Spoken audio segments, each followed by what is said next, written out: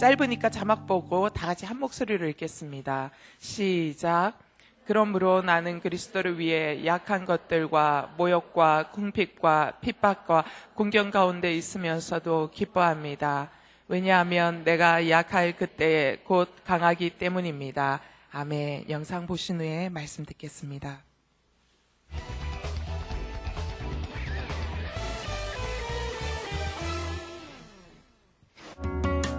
미끄러지듯 지휘대로 인후 격정적인 그의 손끝 음악이 살아 움직인다. 어두운 어린 시절 세상과 통하는 빛이 되어준 바이올린. 그런 소리를 처음 들어봤죠. 그는 장애를 뛰어넘어 오케스트라 지휘자가 됐다. 위로와 치유. 음악이 자신의 상처를 치유했듯 아름다운 연주를 통해 사람들에게 감동과 위안을 주고자 하는 음악가. 그는 휠체어 탄 지휘자 차인홍이다. 유니버시티 심포니 오케스트라. 이 오케스트라의 지휘자는 하반신 마비의 장애인 한국인 차인홍 교수입니다. 어둠뿐이었던 어린 시절, 그는 바이올린을 만나고 인생의 빛을 발견할 수 있었다는데요. 음악이 곧 위로이자 치유였던 차인홍 교수.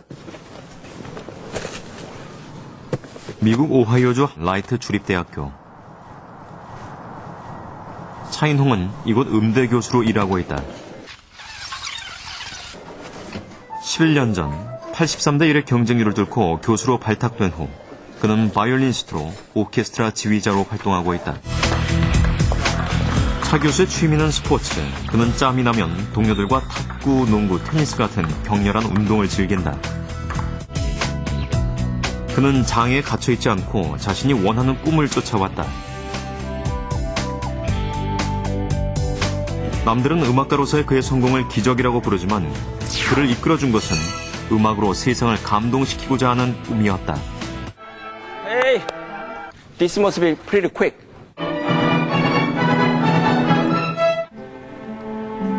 차 교수는 애절한 음악이 인간의 마음을 정화시키고 사람들에게 더 깊은 감동을 줄 수 있다고 생각한다.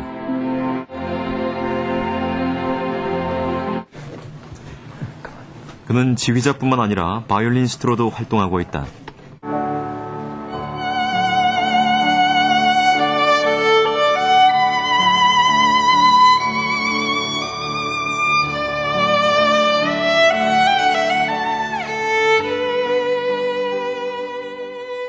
음악이 아니었다면 제가 아마 좌절했을 거예요. 그래서 음악이 옆에 있었기 때문에. 그는 세계 최고의 음악가는 아니지만 그의 음악은 많은 사람들을 감동시키고 있습니다. 그건 바로 수많은 좌절과 절망을 이겨낸 그의 인생이 음악에 담겨 있기 때문입니다. 집 근처 공원에서 농구 경기가 펼쳐졌다. Hey, be careful, I'm tall. 건장한 20대 청년들에게 결코 지기를 싫어하는 차인홍 교수. 남들보다 불편한 몸이지만 웃음을 잃지 않는 그에게서 장애의 흔적을 찾기는 힘들다.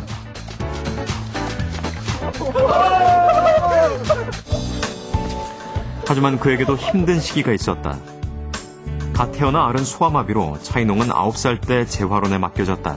부모를 떠났다는 것이 힘들고 그러면서도 어렸지만은 그래도 어떤 그 다음에 어떤 희망이 있어야 되는데 그는 처음 들었던 바이올린 소리를 지금도 잊지 못한다. 충격이었죠.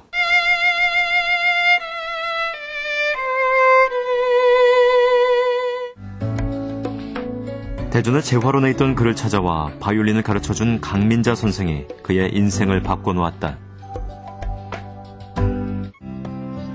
그는 처음 나간 콩쿠르에서 1등을 하는 등 재능을 발휘했다.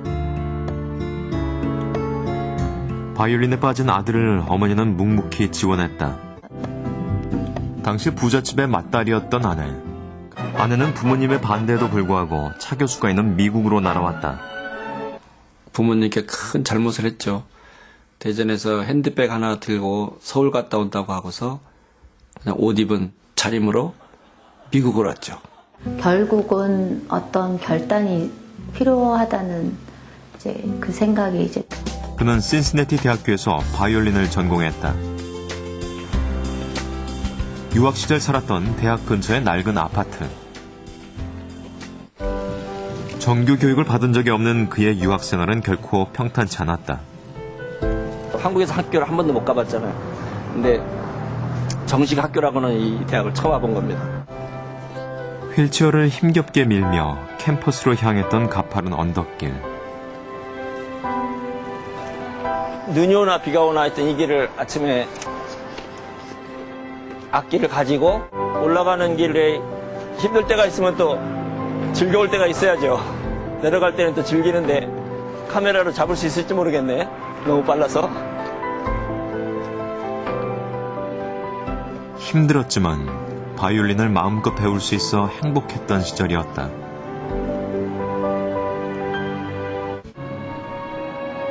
박사 과정을 마친 그는 라이트 주립대학교 음대 교수직에 응모했다.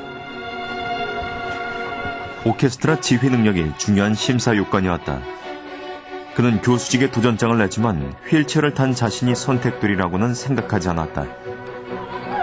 I remember meeting in Hangzhou for the first time, and I thought he is just about one of the very, very best candidates I've ever interviewed. 최선을 다해서 이룬 것, 그것이 성공이지 꼭 남들하고 비교해서 남들보다 우월한 것만이 성공이 아니라는 거. 그래서 자기의 최선이 소중하고 최선을 다했을 때는 그 결과가 분명히 있어요. 저는 그렇게 봐요. 그게 절대 초라할 수는 없어요. 아름다운 남자, 아름다운 성공, 차인홍 교수의 자서전입니다. 내가 이토록 많은 사람들에게 사랑의 빚을 지고 살아왔다는 사실이 새삼스레 나를 감동시켰다. 이제 서서히 그 빚을 갚아야 한다는 것. 내 인생의 전반기가 사랑받고 살아온 이야기라면 후반기는 사랑하며 산 이야기여야 한다. 바쁜 연주 일정으로 좀처럼 시간을 내기 힘든 차 교수. 결혼은 꿈도 꾸지 못했던 차 교수. 장애에 갇혀있던 어린 시절에는 결코 찾아오지 않았을 것 같았던 행복.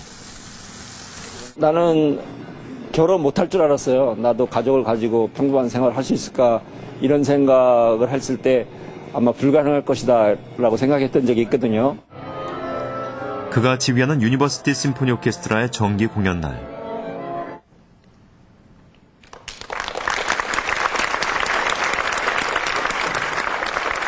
휠체어를 타고 힘차게 지휘대에 오르는 차 교수. 그의 동작 하나하나에 청중들이 힘찬 격려의 박수를 보낸다. 그리고 그가 사랑을 베풀고 있는 사람들이 이 순간 그와 함께하고 있다.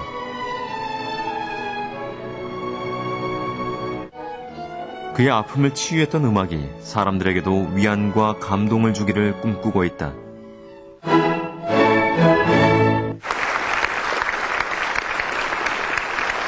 한 세월이 저에게는 뭐 어려움이 있었다면은 또 나에게 그 좋은 시절이 찾아온 것 같아요. 그래서 우리의 그 삶이 공평한 게 아닌가 이렇게 생각하고요. 그래서 더 감사하고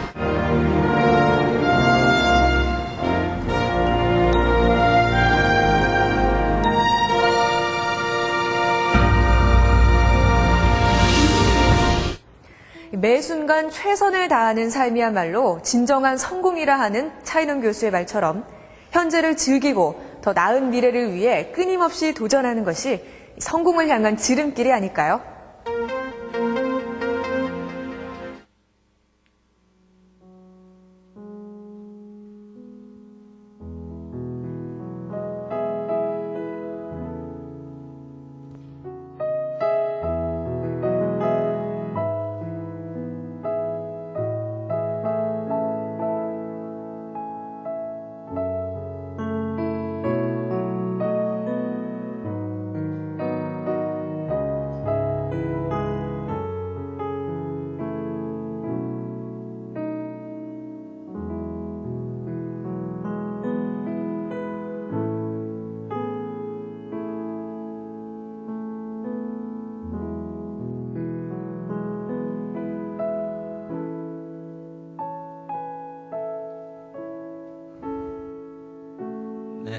반갑습니다.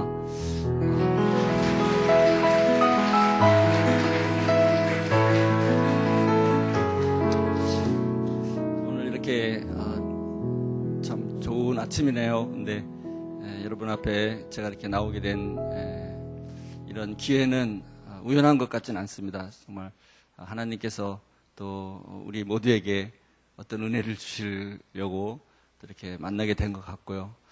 제가 이제 방학에 대해서 제 일정도 있고 또 다른 일도 있어서 지금 한국에 나왔습니다.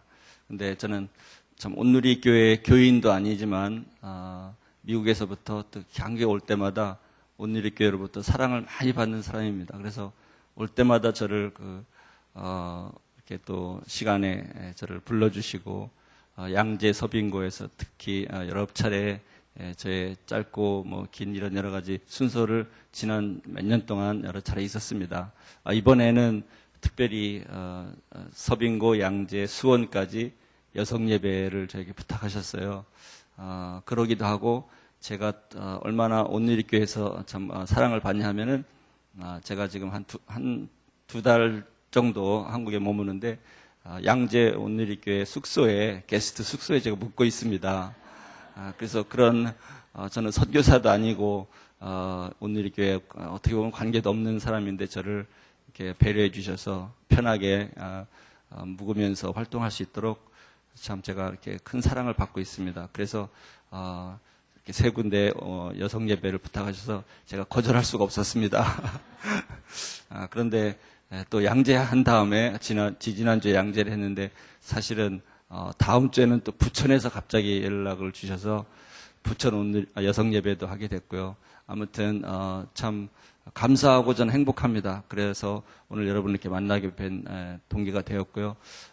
영상을 보신 대로 저는 뭐라고 할까 제가 오늘 말씀드린 여러 가지 내용 중에 제가 뭐 자랑하려고 제가 이룬 것들을 자랑하려고 할 마음은 정말 조금도 없습니다. 그렇지만 제 성공한 모습을 보여주는 듯한 그런 영상이었습니다. KBS 글로벌 성공시대 여러분 프로그램 아시죠? 거기서 저를 찾아와서 10일 동안 1시간짜리 다큐멘터리를 만들었는데 글쎄요. 어떤 의미에서 저를 성공이라고 봤는지 모르겠지만 믿지 않는 공영방송이지만 아마도 저의 그런 고통이 있었던 시절들을 잘 견디고 음악가로서 뭐 세계적인 사람은 절대 아니지 않습니까? 얼마나 저보다 훌륭한 사람들이 많습니까? 그렇지만 음악가로서 여기까지 온 것을 그 의미를 본 것 같아요. 사실은 기독교적인 필름은 아니지만 저는 상당히 기독교적인 필름이라고 생각합니다. 저걸 보시는 분들이 크리스찬이 아니더라도 참 신이 계시다면 신이 함께 하신 그런 사람이구나. 이걸 저는 느끼리라고 봐요. 아무튼 그런 스토리들을 다 자세하게 다룬 영상이었는데 그래서 제가 그걸 여러분께 보여드린 겁니다. 저는 이렇게 참 미국에 가서 박사학위까지 받고 정말 그것도 모자라서 또 미국 대학의 교수가 되는 거 쉬운 일은 아닙니다. 그런데 제가 교수가 되었고 정말 여러분 앞에 이렇게 초청받고 많이 다니면서 환영받고 대접받고 세계 많은 나라 다니는 어떻게 보면 여러분들에게는 유명한 사람이라는 소리를 제가 많이 듣습니다. 근데 저는 아직도 그 환영과 그 유명하다는 그런 뭐라 그럴까 그런 말이 저에게 어울리지 않는 듯한 그런 말로 들릴 때가 문득문득 있습니다. 저와 상관없는 대접을 내가 받는 듯한 그렇습니다. 그래서 저는 오늘 여러분 앞에 이렇게 제가 말씀드리고 이렇게 이야기하고 싶은 것은 다른 거 없습니다. 정말 제가 가졌던 형편과 환경 모든 조건들은 여러분 앞에 이렇게 나타날 수도 없는 나설 수도 없는 정말 초라하게 살 수 있는 가능성이 굉장히 컸던 제 배경입니다. 여러분들은 그걸 이해 못하실 거예요. 많은 사람들이 저를 보면은 뭐 굉장한 부잣집 아들에 잘생기고 뭐 대단한 그런 사람으로 생각하고 엄청난 부모님한테 유산도 물려받고 그래서 부인도 얻고 이렇게 얘기들 하십니다. 그렇게 생각을 하세요. 그렇게 생각할 수 있다고 저도 생각합니다. 왜 그러냐면은 음악도 하고 이렇게 핸디캡을 갖고 있으면서도 음악을 해서 교육을 미국 가서 다 받고 대학의 교수가 되는 이런 과정들을 볼 때 우리가 일반적으로 볼 때는 어떻겠습니까? 좋은 그런 배경을 갖고 있는 사람이 아니겠습니까?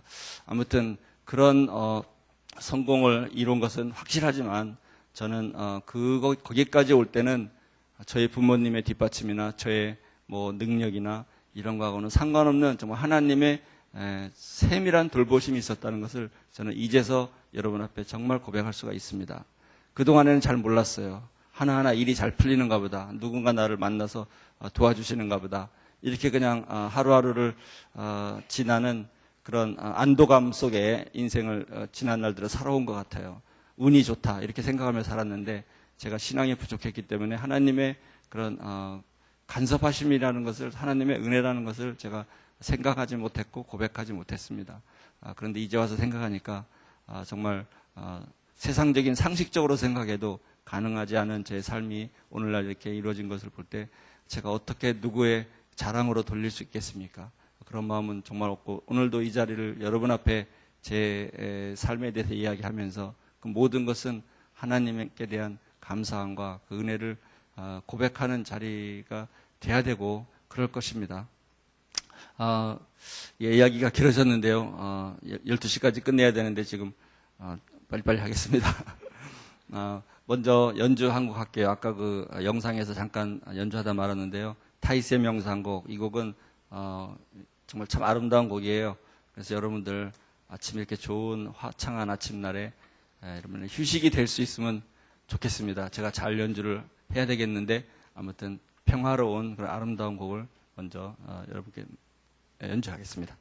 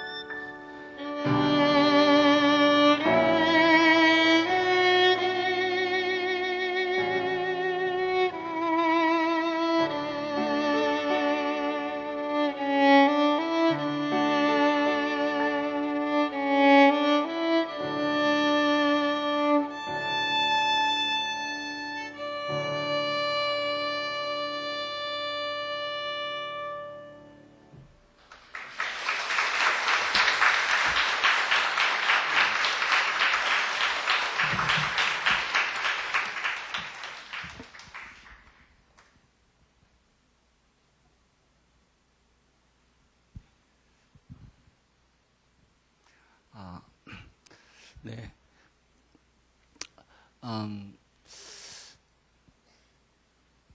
제가 요만큼 실력으로 연주를 합니다. 그런데 저는 제가 이렇게 음악가가 돼서 나름대로 연주가가 되고 어떤 또 지휘를 하게 되고 참 휠체어를 타고서 지휘한다는 것은 저는 꿈에도 생각하지 못했습니다. 여러분들에게도 생소할 거고요.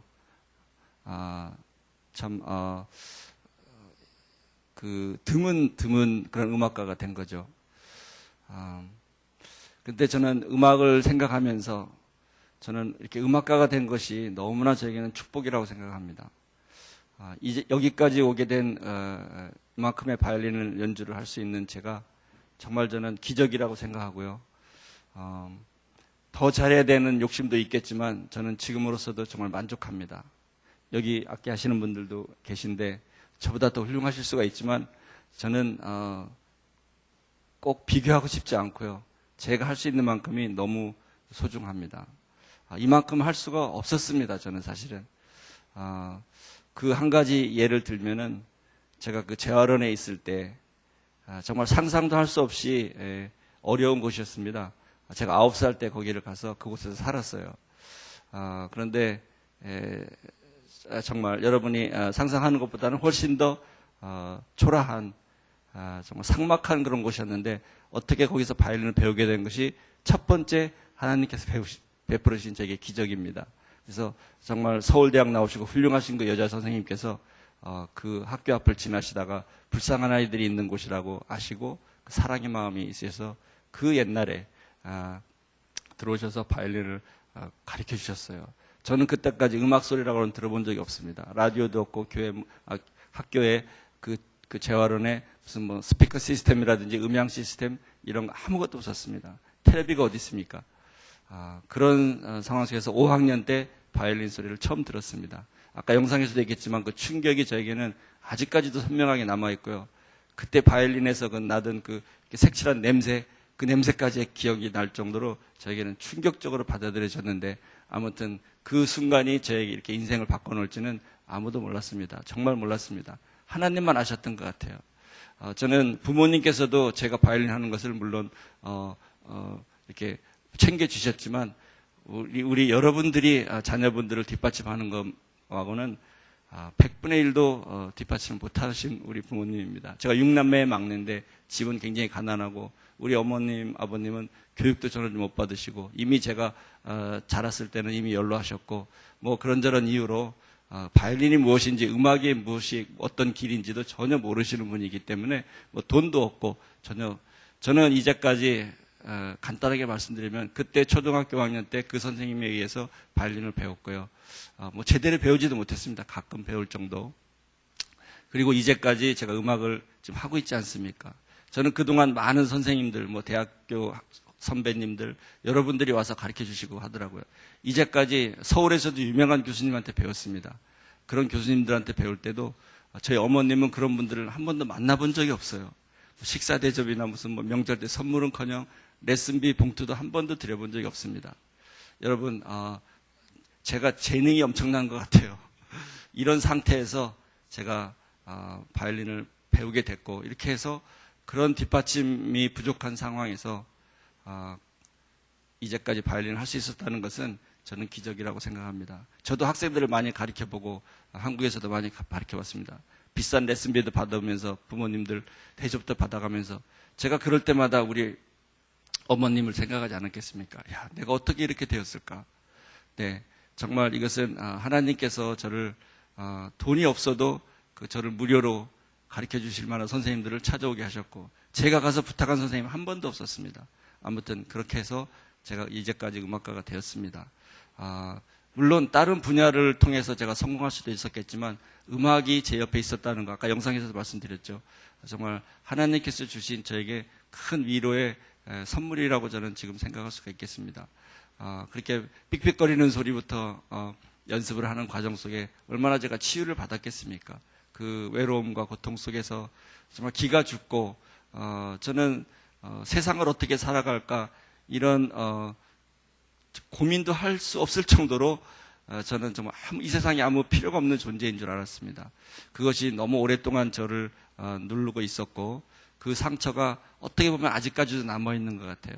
제가 그런 기억들을 하면서 지금의 모습, 저를 처음 만나는 사람은 저의 지난 그런 어두웠던 슬펐던 아팠던 그런 시절을 조금 더 상상을 못 하십니다. 아까 말씀드린 것처럼 그냥 소아마비라는 누구의 잘못도 아닌 병에 걸렸을 뿐이지 모든 것이 풍족하고 뭐 기가 살아서 홀홀 날르게 부모님의 뒷받침 받고 이제까지 온 사람으로 알고 어떤 분은 저에게 그렇게 하시더라고요. 자기 딸은 절대 어렵게 자란 사람한테는 시집을 보내지 않겠다. 자수성가한 사람, 그런 가난한 집에는 절대 상대를 안 하고 싶다. 이런 얘기를 저한테 막 하시는 거예요. 가만히 듣는데 나를 빗대서 하는 얘기인데 그분은 제가 굉장히 부잣집이고 그런 뭐 자수성가라든지 가난하다든지 이런 거하고는 전혀 관계없는 굉장한 부잣집 아들로 생각하고 그런 어떤 서울 강남의 상류층 사회를 이야기하는 거였더라고요. 제 지난 날들을 알았으면 그분은 저에게 사실 실수를 하는 건데 그렇게 생각할 정도로 저를 남들은 그렇게 안 보지만 저의 지난 날들은 그랬다는 겁니다. 그래서 하여튼 그런 과정 속에서 이렇게 음악을 한 것이 저에게 참 축복이고 그것이 너무 감사하고요. 이렇게 가난과 어떤 이런 신체적인 어려움, 많은 사람들로부터 이렇게 취급당하는 그런 옛날의 시절, 요즘 같으면 그런 거 없지만은 정말 힘들었습니다. 어떻게 내가 그런 것을 다 이길 수 있는 용기가 있었는지 저도 설명할 수가 없어요. 지금 생각하면 그것조차도 하나님의 은혜였다고 정말 너무 확실하게 이해하고 싶습니다. 제가 제 스스로 삶을 포기했어도 수십 번은 했어야 돼 마땅한 이유가 있었는데도 왜 내가 어떻게 그런 걸 견뎠는지 때로는 이렇게 내가 뻔뻔한 게 아닌가 이런 생각까지 했어요. 세상을 내가 뭐 자신이 있다고 하루하루 이렇게 나름대로 열심히 산다고 버팅기고 있을까? 사람들을 나를 뻔뻔하게 보지는 않을까? 이런 생각을 하던 청년 시절이 있었습니다. 아마 요새 같았으면 더 그 좌절이 심했을 텐데 그때는 그냥 제 삶이 그런 줄 알았어요. 그냥 묵묵히 받아들일 수 있었던 그런 마음 상태, 이것도 정말 하나님께서 주신 바보 같은 그런 생각을 주셨던 그런 주신 마음이 저는 지금 정말 다행이고, 제가 그런 걸 고민하고 비관했으면 저는 아마 벌써 어떤 행동을 했을지도 정말 모르는 그런 일들이 너무나 많이 제 삶에 있었기 때문에 그 중에 하나는 여러분들이 또 아셔야 될 것은 제가 미국에 가서 대학 또 석사, 박사까지 받고 지금 교수가 됐지 않습니까? 네, 그래서 제 학력은 제 프로필을 보면은 제가 봐도 너무너무 화려해요. 정말 남들이 보면 와, 어떻게 이렇게 많이 배웠나. 근데 참 그것도 지난 날들을 여러분에게 말씀드려야 될 것 같습니다. 제가 재활원에서 그냥 방바닥에 앉아서 선생님들이 공부를 가르쳐 주시더라고요. 그래서 뭐 제대로 된 공부도 못했습니다. 그리고 중학교 가야 되지 않습니까? 못 갔습니다. 또 고등학교도 못 갔습니다. 학교라고는 저는 한국에서 아까 명상에도 잠깐 나왔는데 학교라고는 가본 적이 없어요. 제가 미국에서 영어로 강의를 하고 영어로 얘기를 하고 뭐 영어가 실력이 안 돼서 학생들한테 그런 그런 평가를 아직 듣지 못했습니다. 아무튼 영어를 잘하지도 못하고 부족하지만 제가 초중고등학교 여러분들이 다 영어 배울 때 저는 학교도 못 갔다니까요. 제가 이런 상태에서 미국에서 영어로 강의한다는 건 제가 천재 아니겠습니까? 정말 아니요, 그건 농담이지만 저에게 하나님께 주신 이거 남들이 얘기한 겁니다. 제가 얘기하는 게 아니라 저도 인정합니다. 하나님께 주신 저에게 하나 뭐라고 할까요? 좋은 점이 있다면 제가 집중력이 굉장히 강합니다. 그래서 어떻게 보면 정말 초인간적인 집중력을 발휘할 때가 있어요. 제가 그런 저에게 장점이 있습니다. 그래서 아마 영어라는 것도 제가 그렇게 배우는 것 같아요. 물론 그 학교는 못 갔지만 영어 공부를 뭐 이렇게 하긴 했습니다. 주변에서 아는 친구들이 와서 가르쳐 주기도 하고. 네, 그래서 제가 24살 때까지 저는 학력이 아무것도 없었고 학교를 가본 적이 없었습니다. 이 자체만으로도 저는 세상을 충분히 비관할 수도 있는 이유였습니다. 걷지 못하고 돈이 없고 이거는 뭐 다 접어두더라도 네, 여러분들 자녀들이 대학을 졸업할 나이입니다. 제가 생각해도 아찔합니다. 어떻게 그 상황들을 내가 버텼을까?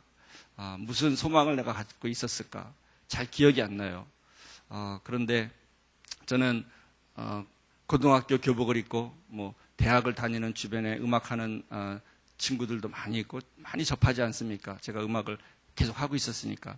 저는 학력도 없고 그냥 초라하게 휠체어에 앉아 있는, 주머니에 단돈 1,000원도 없는 이런 초라한 사람이면서 저는 한 번도 그 고등학교 뭐 교복을 입은 또 대학을 다니는 대학생들을 부러워해 본 적이 없어요. 그것은 제가 가만히 생각해 보니까 왜 부러워하지 못했나? 그것은 가능성이 없기 때문에.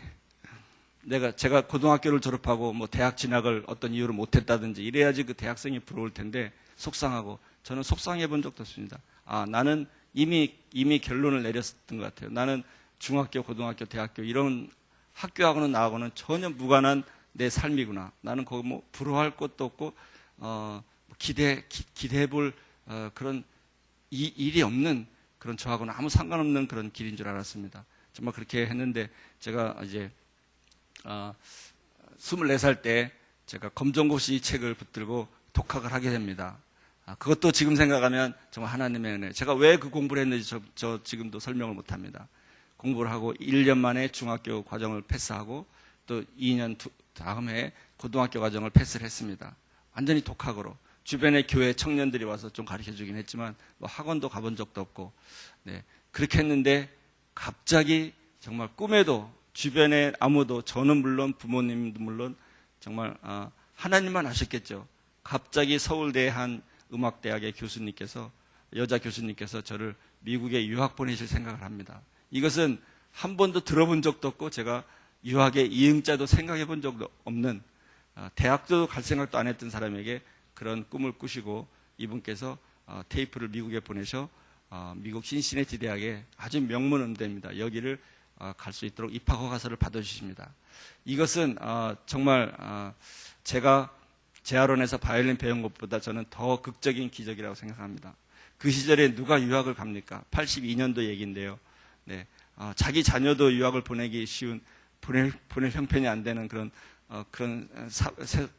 때에 아무 관계도 없고 친척도 아니고 우리 부모님을 만나본 적도 없는, 우리 부모님이 찾아가서 인사해 본 적도 없는 그런 서울대 음대 교수님께서 저를 미국에 보내주시겠다는 생각을 하시고, 돈이 어디 있습니까? 입학 허가서를 받아서 보여주시는데 저는 저하고 아무 상관없는 일인 줄 알았어요. 이 교수님께서 좋은 집안이실 테니까 그분의 여고생 때 친구이셨던 분이 현대그룹 정주영 회장님의 며느리 중에 한 분이 이분의 여고 친구였다고 합니다. 그래서 이분을 찾아가서 현대그룹에서 돈을 받아주십니다. 그래서 2년 동안의 생활비를 지원을 약속을 받고 현대그룹의 장학금을 가지고 저는 160불을 주머니에 넣고 미국에 가서 10년 동안, 10여 년 동안 공부를 했습니다. 네, 제가 기적이라고 하는 것은 지금 이런 정도가 전부 내용이고요. 미국 가서 유학하고 제가 지금 이렇게 잘 살고 지금 자리 잡고 이렇게 있었지만 그런 과정 속에, 미국에서 유학을 10여 년 동안 하는 과정 속에 저는 우리 가족이나 부모님이나 친척이나 누구한테도 정말 이제까지 저는 1불도 받아본 적이 없어요. 제가 제일 부러워하는 사람들 중에 한 사람이 부모님에게 유산을 받는 사람들이 그렇게 부럽더라고요. 정말이에요. 근데 정말 하나님께서 저한테 그런 유산 물려주시지 않으시고 아무도 1불도 도와주지 못했지만 지금 미국에서 좋은 집에서 살고 있고요. 좋은 집 샀고 돈도 지금 충분히 있습니다. 이렇게 살 수 있는 것은 저는 정말 기적입니다. 지금 이 정도가 제가 가지고 있었던 약점들이었고, 또 그것들이 약점으로 끝나지 않고 또 저에게 어떤 은혜가 있어서 하나님의 세밀한 간섭하심이 있어서 저에게 이제 오히려 그것은 강점이 되었습니다. 약할 때 그때 강함이라. 저는 그 말씀을 이렇게 생각합니다. 약하니까 우리가 무조건 강하다는 이야기가 아니고요. 약하기 때문에 하나님께서 강하게 해주시겠다는 그런 약속의 말씀 같습니다. 그래서 약한 모습으로 끝난다면 하나님은 공평하신 하나님이 아니실 것 같아요. 약했지만은 그것을 토대로 강해졌을 때 제가 어떻습니까? 제가 부모님의 유산 물려받고 정말 떵떵거리면서 살아서 미국 대학의 교수 아니라 더 훌륭한 사람이 됐다고 그랬을 때 제가 하나님의 은혜를 알겠습니까? 제가 겸손해질 수 있겠습니까? 네, 그런 건 아닐 것 같아요.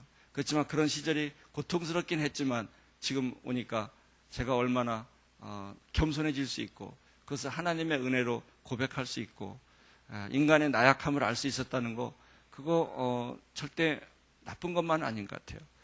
정말 공평하신 하나님, 제 전반부의 삶이 그렇게 제가 40살에 미국 대학의 교수가 됐습니다. 그때까지는 사실은 늘 어려웠습니다. 그런데 이제 제가 80까지 산다면 정말 공평하신 하나님께서 반반의 인생을 후반부의 인생을 이렇게 화려하게 펼쳐주신다는 거 정말 저 화려하다고 생각해요. 제가 세계 얼만큼 많은 나라를 돌아다니는지 모르고요.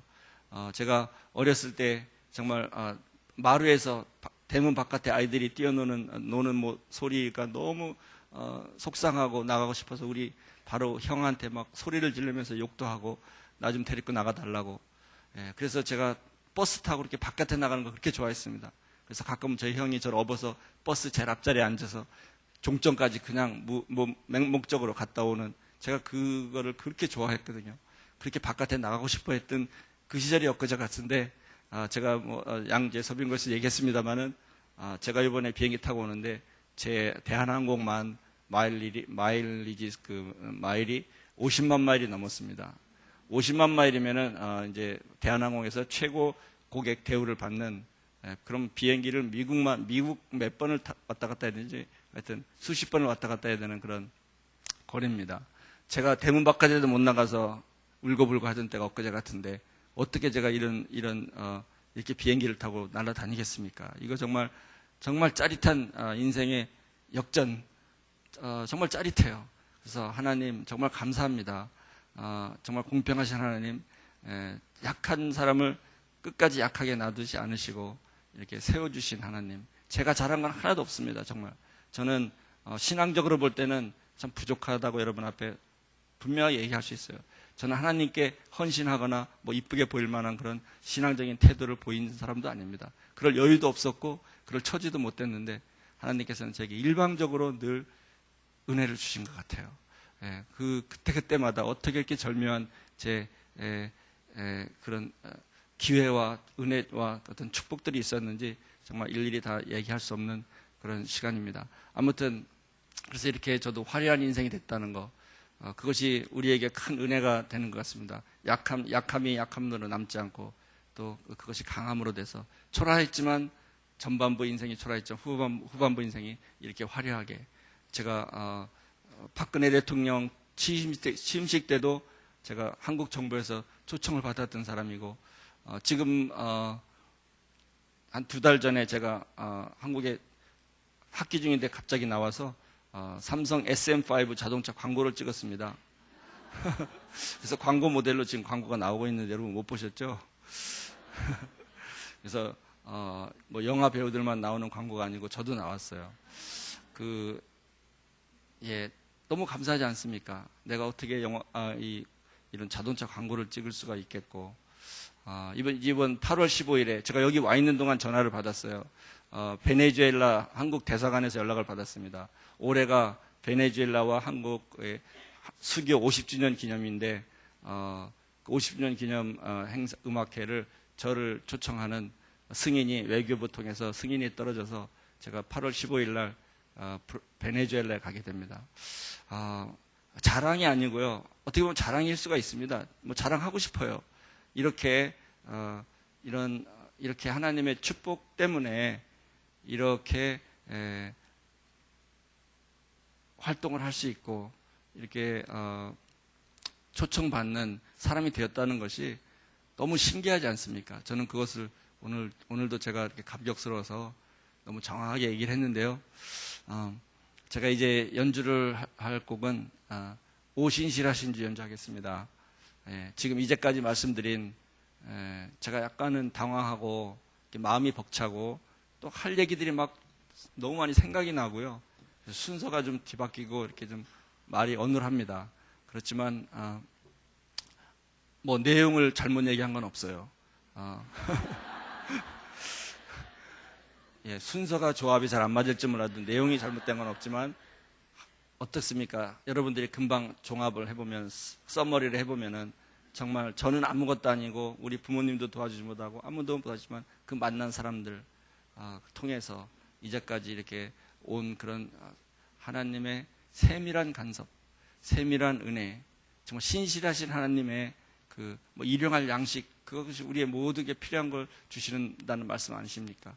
정말 일용할 양식뿐만 아니라 모든 것을 아무도 해결해 주지 못한, 부모님이 해결해 주지 못한 것을 모든 다른 사람들을 통해서, 기회를 통해서 해결해 주시고 저를 이제까지 이렇게 몰고 가신, 이렇게 끌고 가신 하나님의 은혜를 저는 정말 여러분 앞에 고백합니다. 그래서 그 내용과 맞는 찬송 같아요. 오 신실하신 주 연주하겠습니다.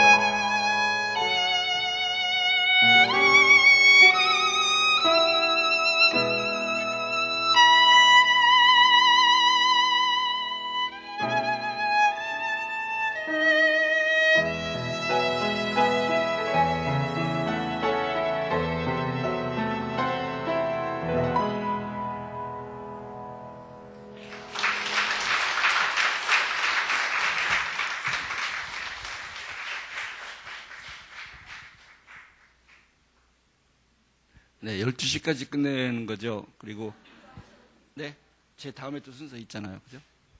그래요? 그래요? 네. 괜찮겠습니까? 네.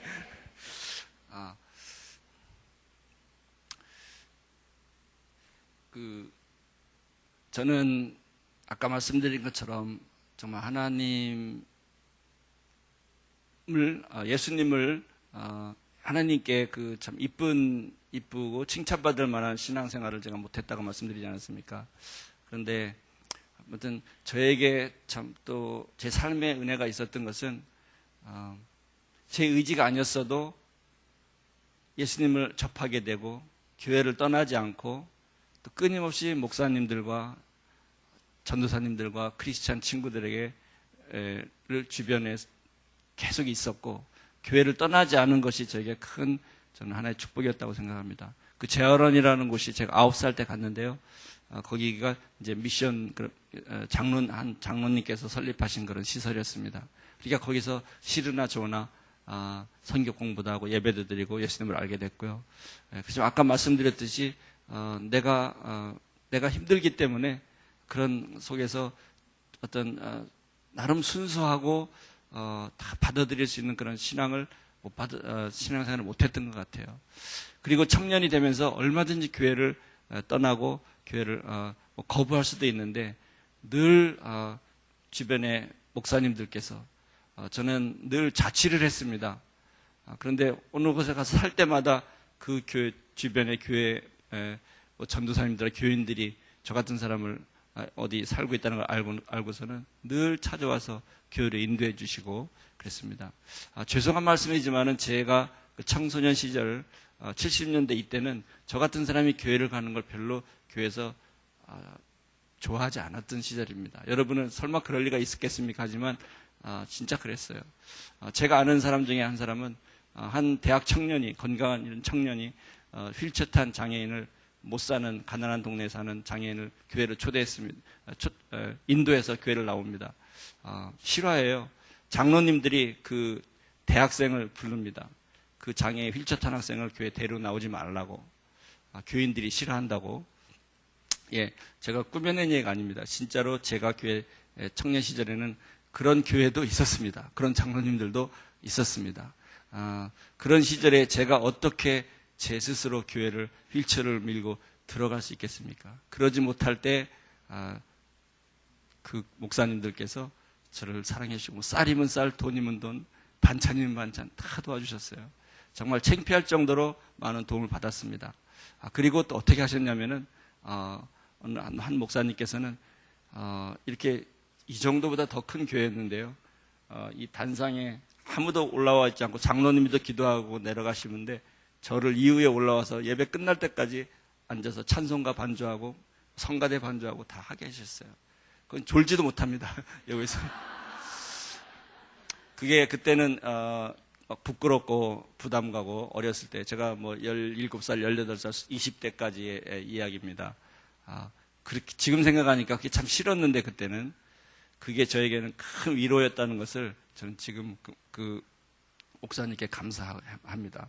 얼마나 큰 사랑이 있었으면 남들은 그런 사람을 데리고 나오지 말라고 하는 그 시절에 어떻게 많은 교인들 앞에 위에 올라오게 하시겠습니다. 해도 저 밑에서 하면 되는데 이렇게 올라오는 램프를 길게 만들어 놓고요. 지금 생각하면 대단하신 사랑이셨습니다. 그 목사님께서 여자 목사님이셨는데요. 지금 94살이신데요. 정말 훌륭하신 분입니다. 대전의 목사님이신데요. 저희 아들이 지난 토요일에 물론 제가 미국에 살지만은 미국의 유학원 여학생과 사귀어서 결혼하게 됐는데요. 지난 토요일 날 대전에서 했습니다. 네, 그런데 저를 20대 전부터 그 목사님, 20대 전에 저를 교회에 그래서 그렇게 사랑해 주셨던 목사님이 이제까지 저희 가족을 사랑해 주셨거든요. 정말 훌륭하시고 대단하신 분인데 94세신데 이번에 주례를 해 주셨어요. 네. 그런데 정말 놀라운 것은 거기 하객들이 모든 분이 그분이 94세라는 걸 아무도 믿지 못하고 60대 아니면 70대 정도로밖에 생각 안 하실 정도로 쩌렁쩌렁 하시고 총기가 분명하시고요. 주례를 하나 흐트러짐 없이 하시더라고요. 그래서 연세가 있어서 좀 걱정을 했지만 저희는 그 목사님을 모시고 싶었어요. 그래서 저뿐만 아니라 우리 가족을 뭐 늘 사랑해 주셨으니까. 아무튼 그런 목사님의 보세요. 지금 이런 관계만 해도 얼마나 많은 축복을 받고 이런 상태에서 제가 제 스스로 하나님을 거부하지 않았던 제가 얼마나 다행이냐라는 것을 지금 이야기하는 겁니다. 그런 축복이 저한테 있었고요. 그래서 저는 어느 목사님께 이런 이야기를 했습니다. 저는 정말 하나님께 헌신한 적도 없고 매달린 적도 없고 나는 나 혼자 하루하루 해결하기 위해서 급급했는데 어떻게 이제 지난 삶 동안 지금 자서전을 써보고 하니까 정말 이런 많은 세세한 그런 보살핌들이 있었는지 참 놀랍습니다. 제가 어떻게 하나님께서 저렇게 축복해 주셨을까요? 이런 이야기를 대화 중에 했더니 그 목사님께서 이렇게 저에게 이렇게 말씀하셨어요. 차 교수님이 두 가지 잘한 게 있습니다. 그것을 말씀해 주시는데 저는 굉장히 충격을 받았어요. 첫 번째는 그 많은 과정 속에 도움의 손길들이 다가왔을 때 차 교수님이 다 거부하지 않고 다 잘 받아들인 것이 한 가지 잘했다는 거예요. 근데 저는 당연히 내가 도움이 필요한데 다 받아들이는 게 당연하다고 생각했는데 그 목사님께서 보시는 그 관점은 제가 그걸 거부할 수도 얼마든지 있었을 것 같습니다. 제가 저 스스로를 비관하고 삐뚤어 나간다면 뭐 그런 건 다 버팅기고 거부할 수도 있지 않겠습니까? 그렇지만 그런 걸 순종하는 마음으로 감사하고 창피하지만 다 받아서 내 걸로 소화했다는 거, 그것을 잘했다고 말씀하셨고요. 두 번째는 차 교수님은 오랫동안 기다릴 줄 알았다, 그렇게 말씀하시더라고요. 근데 이 부분이 저에게는 굉장히 큰 참 위로가 되고 감동이 되었습니다. 저도 어떻게 기다렸는지 몰라요, 사실은. 기다리면 축복 주시겠지, 그런 믿음 가지고 기다린 것도 아닙니다. 근데 우연하게도 그 말씀을 듣고 그럴 수도 있구나, 그렇겠구나, 저도 그렇게 새기면서 하고 있을 때 제가 어느 글인가 책을 봤는데 믿음은 기다림이다, 이렇게 써 있더라고요. 네, 그래서 그러면서 성경의 많은 인물들을 오랫동안 기다림 끝에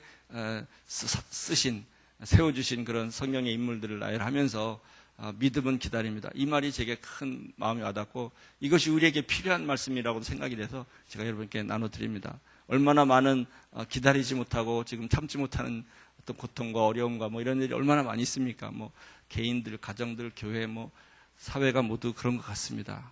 한 사람도 이 세상에 그런 어떤 아픔이나 고통이 없는 사람은 아무도 없는 것 같습니다. 그거는 재미있는 인생도 아닐 것 같고요. 우리의 삶은 여러 가지 모양들이 또 그런 약점들이 있는 거 아니겠습니까? 그런데 요새 뉴스를 보면은 제가 볼 때는 기다리지 못해서 생기는 일들이 많이 있습니다. 그래서 오늘 우리 여기 모인 우리에게도, 저에게도, 저는 제가 의식해서 기다린 거 아니었지만 저에게 기다림의 은혜를 주신 하나님께 정말 감사드리죠. 네, 여러분도 정말 어떤 상황에 처해 있으시든지 앞으로 또 어떤 고통과 어려움이 있으실지 모르겠지만 기다리면 될 것 같아요. 어느 목사님께서 설교하시는데 이런 말씀 하시더라고요. 여러분, 돈이 없어서 뭐 교육을 못 받고 얼마나 요새 우리 한국 사회가 남과 비교해서 힘들고 좌절하고 그런 거 많습니까? 서울에 특히 그런 거 많은 것 같아요. 예. 그렇지만 여러분이 돈이 없고 못 배우고 병이 들고 뭐 그걸 너무 그렇게 심각하게 생각하지 말라. 앞으로 한 40년만 기다리면 다 똑같아진다는 거예요. 맞습니다. 여러분, 누군가는 돈이 많고 누군가는 가난해서 주눅이 들었습니까? 30년 전에는 다 똑같습니다. 정말 조금만 참으면 돼요. 네. 그래서 우리의 저는 저희 자신을 그렇게 봤습니다. 시간이 너무 많이 가네요. 저는 제 자신을 이렇게 봤어요. 제가 한때는 왜 원망을 안 했겠습니까? 나도 걸어다니고 싶고, 정말 남들이 저를, 제가 지금은 나이가 좀 들었지만 30, 40대는 정말 잘생겼다는 얘기 많이 들었어요. 그런 얘기 들을 때 우쭐했다기보다는 정말 속상하더라고요. 나도 멋지고 싶은데, 멋진 옷 입고 딱 일어섰으면 얼마나 좋을까. 남들이 잘생겼다고 하는데, 이런 속상함이 막 살아나더라고요. 솔직한 심정입니다. 뭐 그걸 가지고 세상을 원망해 본 적은 없지만 그냥 속이 상했어요. 제가 이번에 그 결혼식 한다고 한복을 재는데 양팔을 벌려서 그 키를 잰다고 양팔을 벌려서 키를 재는데요. 제 키가 1m 80이 넘어요. 제가 걸어 다녔으면 1m 80이 넘습니다. 그래서 제 양복이나 무슨 옷을 맞추는 사람들은 깜짝깜짝 놀라는데 제 바로 위에 형이 있는데 키가 그게 큽니다. 제가 컸으면 잘생겼다고 소리 들었죠. 키가 1m 80 넘지. 정말 속상하지 않습니까? 그런 생각을 해본 적이 물론 많이 있지만은 지금에 와서는 그렇게 생각합니다. 누군가 우리 인생에 짊어지고 갈 고통이 있는 거구나. 제가 그렇게 화려하게 잘생겨가지고 뭐 예를 들어서 뭐 자꾸 얘기하니까 미안한데요.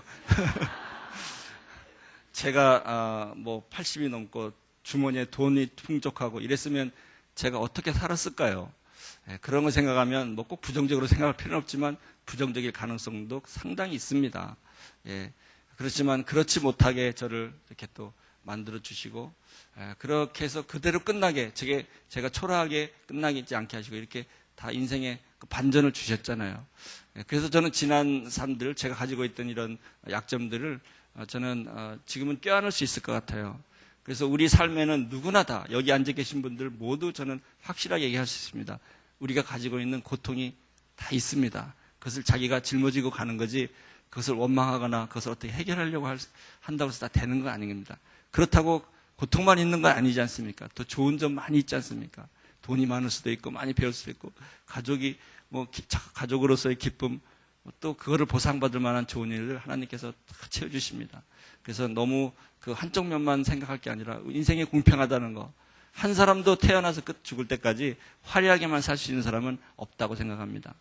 돈이 많아서 총수, 재벌, 기업에 그런 분들 뉴스에 나지 않습니까? 어떻게 되십니까? 그럼 돈이 끝까지 있는 것도 아니고 명예가 끝까지 있는 거 아니더라고요. 그래서 그렇게 봤을 때 정말 하나님께서는 공평하시고 우리의 갖고 있던 그런 아픔들과 괴로움들이 평생 가지 않는다는 거 그것이 큰 위로가 되는 것 같습니다. 여러분들이 아까 영상을 볼 때 굉장히 환호를 이렇게 하시던데 우리 집사람 얘기 잠깐 하고 제가 양재 서빙구에서는 그 이야기를 안 하고 시간이 가서 끝났는데 목사님이 올라오시더니 그 얘기 다시 하라고 그래서 다시 했어요. 그래서 오늘은 하겠습니다. 저는 시간 괜찮습니까? 예. 제 삶에 처음에 제 바이올린을 가르쳐 주신 그 여자 선생님부터 뭐 너무나 많은 분들이 제 삶에 나타났다고 하셨지 않습니까? 저를 도와주신 분들. 그래서 제가 자서전을 이제 쓰게 됐는데 아까 휠체어는 나의 날개라는 책이 최근에 나왔습니다.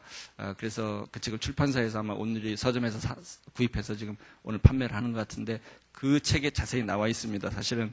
그런데 그 많은 사람 중에 저를 손길을 내밀으신 그 많은 사람들 중에 저희 집사람의 역할을 사실은 빼놓을 수가 없는 부분입니다. 제가 아까 영상에서 말씀드리지 않았습니까? 나는 결혼을 정말 못할 줄 알았고 관심도 없었습니다. 저희 집사람이 여고 3학년 때 저를 좋아했어요. 집사람도 음악을 했거든요. 그래서 같은 음악하는 선생님한테 배우고 왔다 갔다 하니까 저는 그때 사실은 그 연탄 창고 같은 그 깜깜한 그 연탄만 쌓여있는 마당의 한 구석에 있는 창고에서 연습만 하고 하루 종일 하고 있을 때 그때 제가 22살 정도 됐겠네요.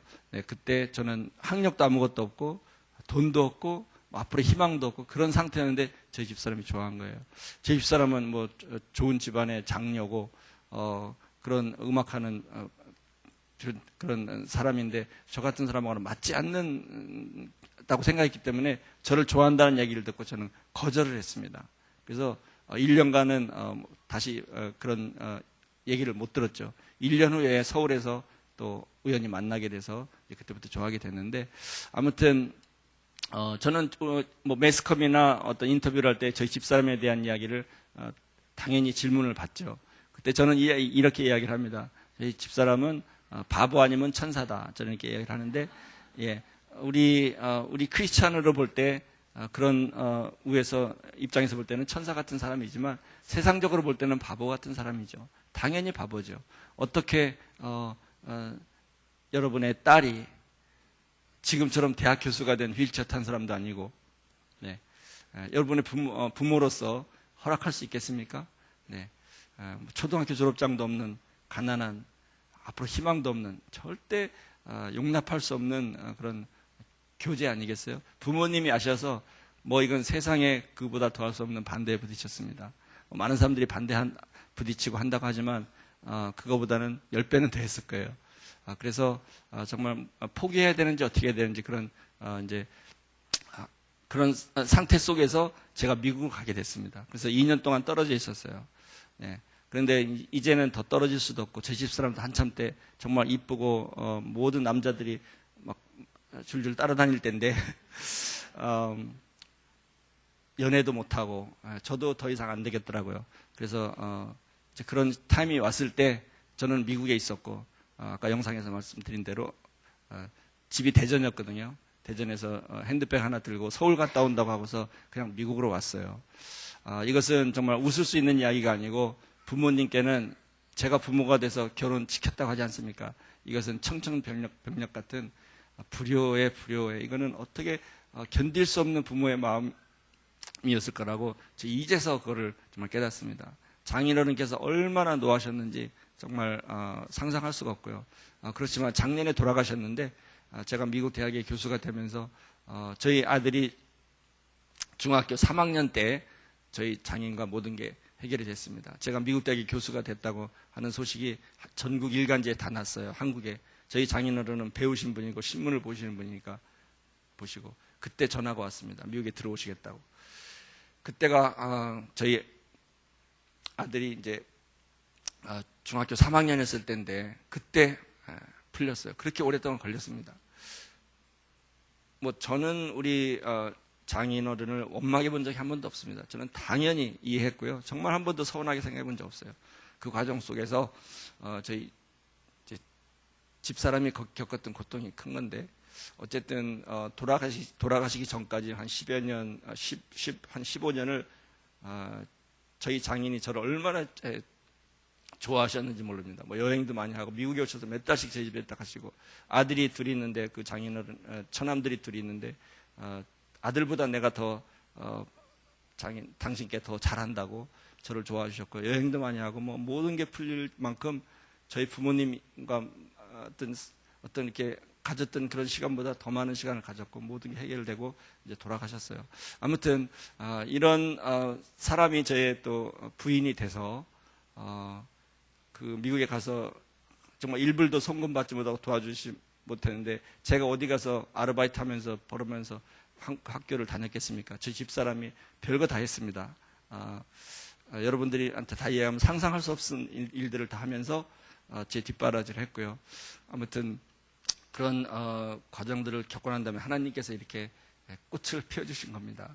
그래서 이제 와서는 저희가 무슨 고생했던 거 그거 뭐 한탄할 그런 마음 전혀 없고 정말 그 시간들을 설명하기 위해서 제가 이야기하는 거지 저는 그것들을 여러분 앞에 뭐 이렇게 얘기하고 싶어서 얘기하는 거 아닙니다. 그렇지만 저는 그 지난 날들을 절대 잊고 싶지 않습니다.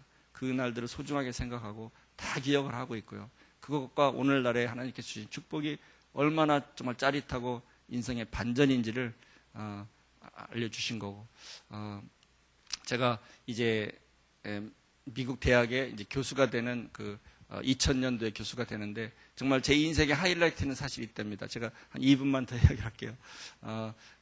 제가 정말 대학에서 미국에 가서 박사학위를 받고 이제 직업을 가져보려고 노력을 했어요.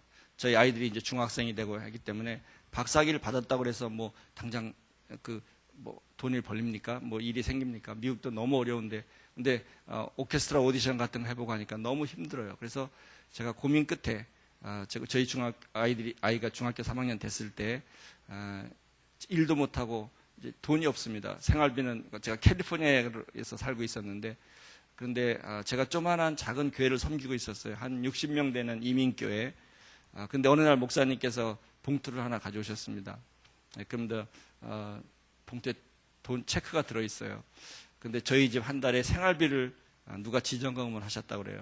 근데 제가 수입이 없었기 때문에 그런데 그 목사님께서 하시는 말씀은 한 달만 하는 게 아니라 우리의 앞으로의 생활비를 누군가 지정금을 하시겠다는 거예요. 이것은 정말 참 창피하다는 거는 둘째고 이거는 대단한 겁니다. 미국에서 이민생활 다 아시지 않습니까? 제가 알기로는 저희 60여 명 되는 교회 부자도 없어요. 그런데 어떻게 한 가정의 생활비를 매달 헌금을 할 수가 있습니까? 이것은 쉬운 일이 아닙니다. 절대 쉬운 일이 아닙니다. 그런데 그런 하여튼 창피할 정도의 사랑을 받는 그런 상황이 됐습니다. 그래서 제가 드디어 고민 끝에 결심을 하게 됩니다. 제가 음악으로서는 나는 이제 더 이상 힘들다. 음악이 우리의 가족을 책임질 수 있을 만한 이제 그 조건이 되지 못한다고 해서 제가 친구 중에 LA에서 치과 기공하는 친구가 있어요. 그래서 제가 치과 기공을 배우려고 결심을 합니다. 그래서 바이올린을 이제 완전히 접으려고 정말 결심을 했어요. 최근에 어느 잡지사에서 저에게 인생에서 지난 세월 동안에 가장 고통스러울 때가 언제였습니까? 저는 그때를 이야기했습니다. 돈이 없어서 고생하던 그런 시절, 그것이 아니고, 정말 가족을 위해서, 생계를 위해서 내 음악을 접고, 이제까지 해오던, 붙들고 있었던 음악을 접고, 치과 기용을 배운다는 것은, 글쎄요, 대단한 결정이지 않습니까? 그래서 현실적으로 돌아가기 위해서 제가 결심을 했는데, 저는 박사학위를 받고 미국 대학의 교수가 되고 싶은 생각 한 번도 해본 적이 없어요. 그리고 공고를 찾아서 서류를 보내고 해야 되는데, 그러면 보내본 적이 없습니다. 근데 어느 날 컴퓨터를 보는데, 이 라이트 주립대학, 제가 지금 있는 대학의 교수 모집 광고가 딱 났습니다. 근데 아무튼 여러 가지 이유로 내가 이 학교에 자격이 좀 된다는 생각이 들었어요. 그래서 왜 그랬는지 그 복잡한 서류를 다 만들어서 보내게 됐는데, 아무튼 7개월 동안이라는 심사 기간이 있었습니다. 그리고 나중에 알아보니까 83명, 다 기라성 같은 사람이지 않았겠습니까? 박사학위가 없으면 신청이 안 돼요. 서류를 낼 수가 없습니다. 다 83명이 박사학위 있고, 네, 저는 동양인으로서 영어도 부족하고, 미국은 휠체어 탄 사람을 이렇게 낮게 취급을 안 하는 나라니까 휠체어 탄 거는 문제가 안 된다고 해도, 그래도 어떻게 문제가 안 되겠습니까? 사람 사는 세상인데. 그런 약점이 있는데 제가 83명 중에 한 사람 뽑는데 제 교수가 된 거 아닙니까? 네, 저는 이 순간을 하나님께서 저에게 주신 인생에 세워주신 하이라이트라고 생각을 합니다. 왜 그 광고가 나한테 보였고, 한 번도 교수가 되고 싶어서 서류를 보내보고자 하는 계획도 없었는데 왜 내가 그 서류를 보냈을까? 그리고 83명이라는 기라성 같은 사람들 중에 제가 가장 뛰어났을까요? 그건 아니죠. 그렇지만 어떤 이유든 간에 제 장점이 보여졌든지 간에 그 사람들의 결정을 저로 했다는 거, 이것은 저는 기적입니다. 제가 제 스스로에 감격해서 말도 빨라지고 좀 시간도 없고. 여러분들이 이제 좀 짜증나시죠? 아닙니다. 그 다음 순서도 있고요. 제가 여기까지 하고요. 사실 제가 좀 흥분했어요. 감격스럽습니다. 제가 지난달을 회상하면서 모든 순간과 말들이 섞여지고 필름이 보여지는데 지금 정돈이 되질 않아요. 아무튼 그건 하나님의 은혜를 여러분들 어떻게 다 표현할까, 이것이 지금 복잡해서 그렇습니다. 여러분들 다 알아들으셨죠? 네, 저의 자랑, 제가 잘한 거 정말 하나도 없습니다. 저는 정말 교만하고 싶어도 교만할 수 없는 사람이고요. 제 모습, 제 스토리 여러분들 다 전해질 수 있을 까 봅니다. 마지막 한마디는 정말 하나님께서 함께 해주시는 사람은 저처럼 이렇게 세워줄 수 있었다는 증거를 여러분이 보셨으면 좋겠어요. 예, 여러분이 잘하실 필요도 없어요. 하나님께서 함께 해주시기만 하면 여러분은 부족하고 가만히 앉아 계셔도 이렇게 그냥 세워주시는 하나님이신 것을 저는 증거하고 싶습니다. 네. 그런 하나님, 이제 이번에 마지막으로 연주합니다. 연주한다면은 이야기 없이 그냥 내려갈 겁니다. Amazing Grace, 정말 하나님께서 주신 놀라운 은혜, 이거 어떻게 다 말로 표현하겠습니까? 제가 고백하는 마음으로 Amazing Grace 연주하고, 시간이 지나서 너무 죄송해요. 제가 이제 마치겠습니다. 함께 해주셔서 감사하고요. 오늘 기회 주신 하나님께, 또 수원 오늘 이렇게 여성 예배 목사님 여러분들 정말 감사드립니다.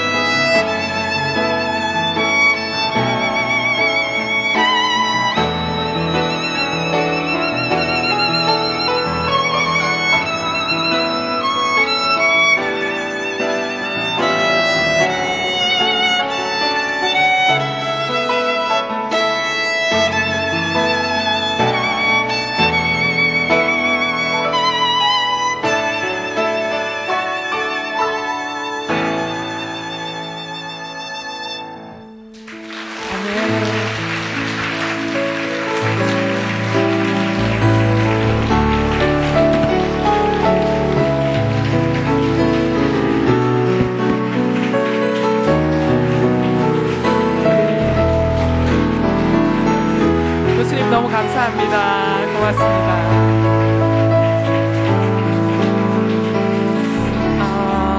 기도했으면 좋겠습니다. 한 가지만 놓고 기도합시다. 여러분, 고통 없는 인생은 아무도 없습니다. 상처 없는 인생은 아무도 없습니다. 고난 없는 인생은 아무도 없습니다. 하나님이 우리를 괴롭게 하시기 위해서 고난을 주셨겠습니까? 하나님이 우리더라도 고생 한번 해보라고 주셨겠습니까? 아니요. 고통과 고난과 고생을 통하여 어떻게 해요? 고통과 고난과 고생 가운데 있는 사람을 일으켜 붙들어 세우는 사람 되라고 우리에게 주신 것입니다. 여러분, 이 고통과 고난과 이 괴로움의 시간은 우리가 하나님의 사람으로 변화되는 시간이고, 하나님의 귀한 도구로 변화되어서 세상을 변화시키고 사람들을 변화시키는 하나님의 감동을 주는 인생으로 바꾸어 가시는 줄 믿습니다. 따라서 이 시간에 그렇게 고백합시다. 하나님, 고통과 고난, 내 안에 상처가 있음으로 인하여 감사합니다. 하나님,